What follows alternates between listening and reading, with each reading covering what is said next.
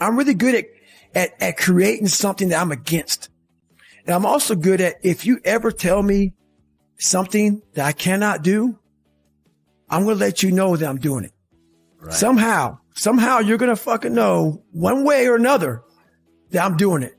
It may not be like in your face. I may make sure that I run across the daggone world. So then it's on the news and you turn the news on and say, how the hell did he do that? I want to do something that, you know, I'm here. I'm here. So every time I lose like a big significant amount of weight, I call that recruiter up and say, hey man, I'm here. I'm here. And before I knew it, man, this guy became almost like my best friend at that time, because I started actually changing his life. You know, he started seeing, wow, man, like I'm glad I took a shot on this guy.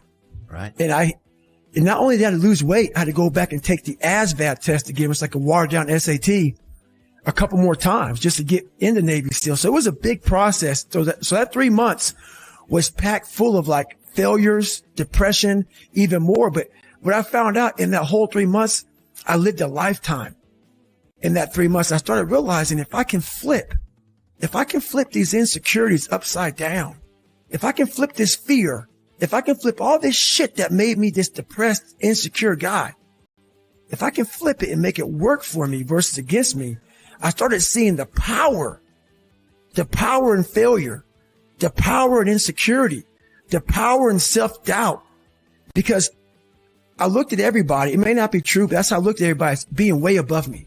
I thought to myself, if I can be at the lowest part in the world, in the sewer, and be able to overcome all this shit, I started using that as power. And I slowly started passing the guys from Harvard, the guys from MIT, the guys who were from great families and shit. I'm like, oh my God, I'm catching up.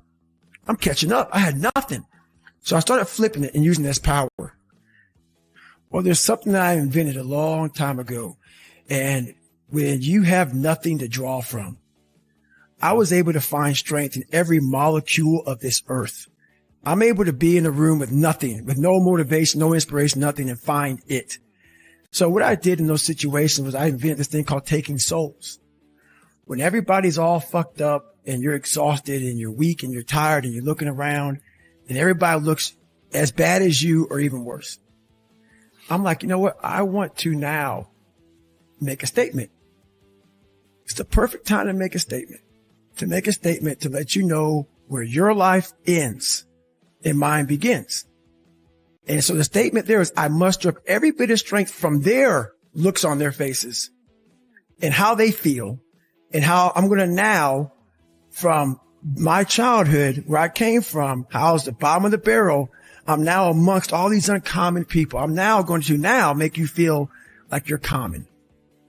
So I use their sadness, their weakness, their parts of their life where, God, this sucks. I'm like all poopy pants and messed up. I use that for my strength. And I have this moment of like, let's say we're in the sand, we're running or whatever. I will do a surge. I will do something when everybody's like, how the fuck is he doing this?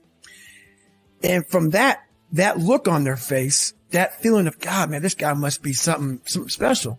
It then surges me further and faster and harder for a long time. So it's energy's everywhere.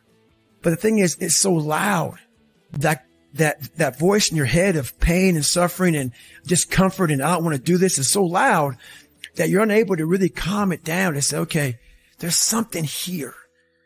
It's a patient calm that you have to bring to yourself to say, I know I have something here, but that voice is so powerful that it just wants you just to, let's leave. Right. We're done. It spazzes you out and you want to go versus saying, let's take a second. Hang on. Before we spaz the fuck out, hang on. And in that moment, you can think clearly and find that strength out there for you. Well, I know one thing, and this is a true statement that I've said several times. A lot of us don't know of a whole nother world that exists. It's on the other side of suffering. Once you break these barriers that you have made for yourself, like the mind is the most powerful thing in the world. It is so amazing that I used to be a 300-pound guy and I thought that was it. could barely read, could do anything. And now that what was inside that person was this guy that's in front of you today. That's how scary the mind is. And that's what I started realizing through this journey is that once I got a taste of, wow, man, I haven't even begun to crack what the mind is capable of. And what I started realizing is on the other end of suffering, that's the real growth of life, because you realize how the mind processes shit. And I talk about another thing called theory and practice. A lot of people are theorists. These smart guys that read these fucking books and shit, man, and they sit down, they tell you what the mind is supposed to do. And a lot of us listen to that shit. It becomes like, this is it, man. This old man who has been studying the mind forever, this is the cap that we have. By being a practitioner, I went out and realized a lot of these guys are so wrong, man. The mind has capabilities that are so unknown. And I found that through suffering. And there's a whole nother world on the other end of that. Some of you people don't fucking get it. Okay? And I'm talking specifically to you young people. And I want you to think about something. I want you to think about some of the greatest accomplishments that have ever happened in the world. Okay? I'm talking about the Wright brothers inventing an airplane. I'm talking about, Usain Bolt running a 100-meter dash, setting a world record. I'm talking about 4-minute mile. Okay? I'm talking about some of the greatest achievements in human history.